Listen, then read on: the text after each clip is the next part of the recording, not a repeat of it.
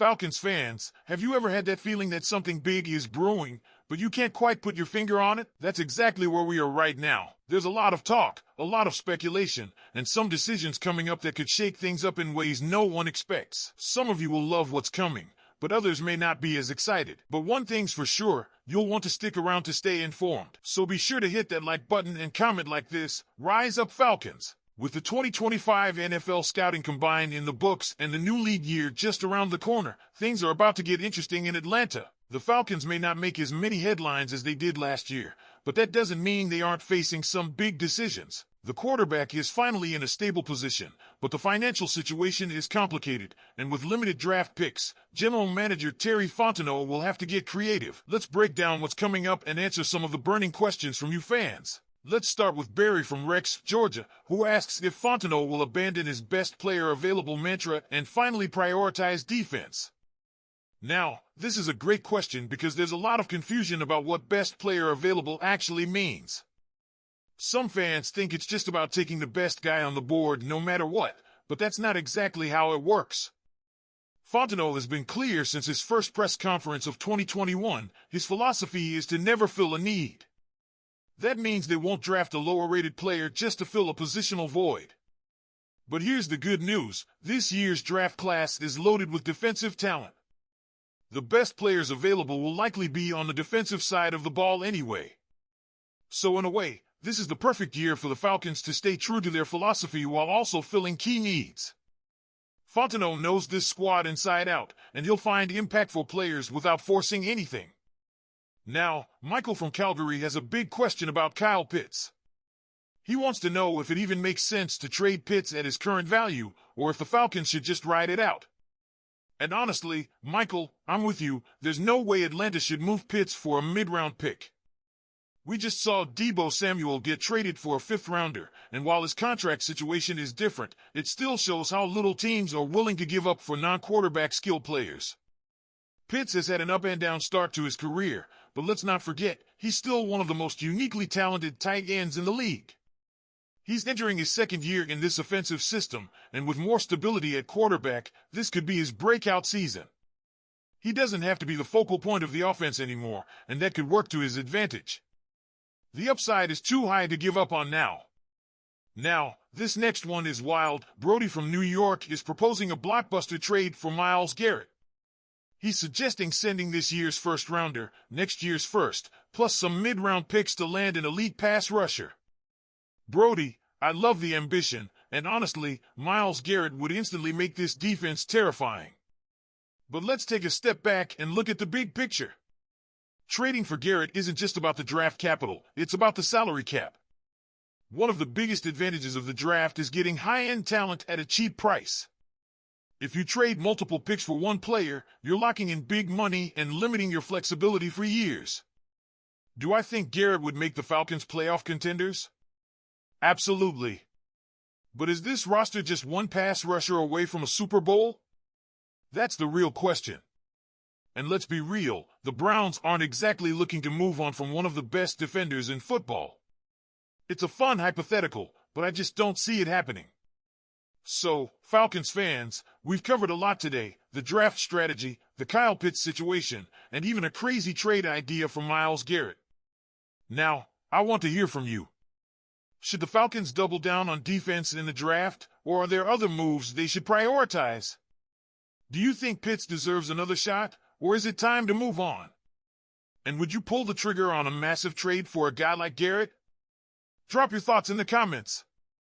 The Atlanta Falcons have been making moves, but one position that continues to be a topic of discussion is the wide receiver room. Kevin Patra from NFL Network recently weighed in on where the Falcons stand at the position, and while he sees some strengths, he also highlights areas where depth could be a concern. Drake London is coming off a career-best season with 100 receptions, 1,271 yards, and 9 touchdowns. That's an incredible step forward, and what's even more exciting is that 2 of his 3 100-yard games came when Michael Penix Jr. was under center. That chemistry is something the Falcons hope to build on going into 2025. But is London enough? While he's clearly the go-to guy, the depth behind him remains a question mark. Darnell Mooney and Ray McCloud were solid free agent pickups last season, and both contributed effectively. However, the big question is, can the Falcons rely on them to perform at the same level or even better this upcoming season? And let's not forget, Mooney will be 29 years old with only 1 year left on his contract, while McLeod is set to hit free agency after this season. That means Atlanta might need to start thinking about long-term solutions at receiver. Now, here's the real dilemma. While adding another weapon for Penix Jr. would be ideal, the Falcons have far bigger priorities, especially on defense. They are without a third-round pick, and with major needs at edge rusher, cornerback, safety, and linebacker, it's unlikely they use one of their top 2 picks on a receiver. Unless they find a steal in the later rounds or bring in an affordable free agent, the Falcons might just have to roll with what they've got. But there is one wild card, Kyle Pitts. The former number 4 overall pick has been utilized more as a receiver than a traditional tight end, and if he can return to the form he showed as a rookie, that could be a game changer. Pitts has the potential to be a nightmare for opposing defenses, and if he's fully healthy, he could be the extra weapon Atlanta needs without having to invest high draft capital or big money in another receiver. Speaking of money, let's talk about the cap situation. The Falcons currently rank 29th in available cap space according to SpotTrack, meaning that a big free agent splash at receiver is unlikely. However, there are some interesting veteran names set to hit the market, including former Jets receiver Davante Adams, who could come at a reduced price. Would the Falcons take a swing at a proven star like Adams, or will they opt to develop their current talent and build through the draft?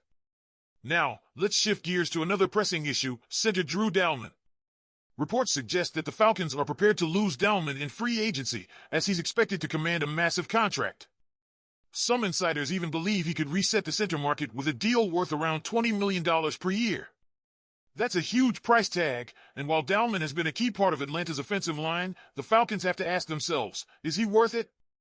If Dalman does walk, how will the Falcons replace him?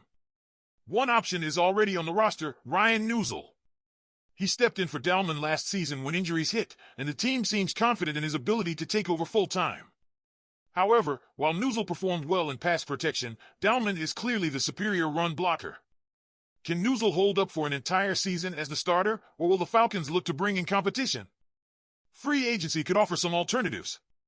Players like Josh Myers or Coleman Shelton won't break the bank like Dalman, but could provide solid depth and starting experience. But here's an idea, why not look to the draft? One intriguing prospect is Georgia's Jared Wilson. This guy turned heads at the NFL Combine, running a 4.84 40-yard dash at 6'3", 310 pounds. He's explosive, strong, and could be a long-term solution at center if the Falcons are willing to use a second-round pick on him. So, what's the bottom line? The Falcons have some tough decisions ahead. Do they prioritize adding another receiver, or do they focus entirely on defense? Do they overpay to keep Dalman, or do they trust Neuzil to step up? And if they go the draft route, should they look at someone like Jared Wilson to solidify the center position for years to come? Now, this is where I want to hear from you, Falcons fans. Leave a comment below, should Atlanta make a move for a veteran receiver, or is the current group good enough? And what do you think about the Dalman situation? Should the Falcons pay him, or should they trust Neuzil or a rookie to take over? Let me know what you think, and don't forget to hit the like button if you haven't already and subscribe for the latest Falcons updates. We'll be covering all the latest Falcons news, so stay tuned, and we'll see you in the next update. Go Falcons!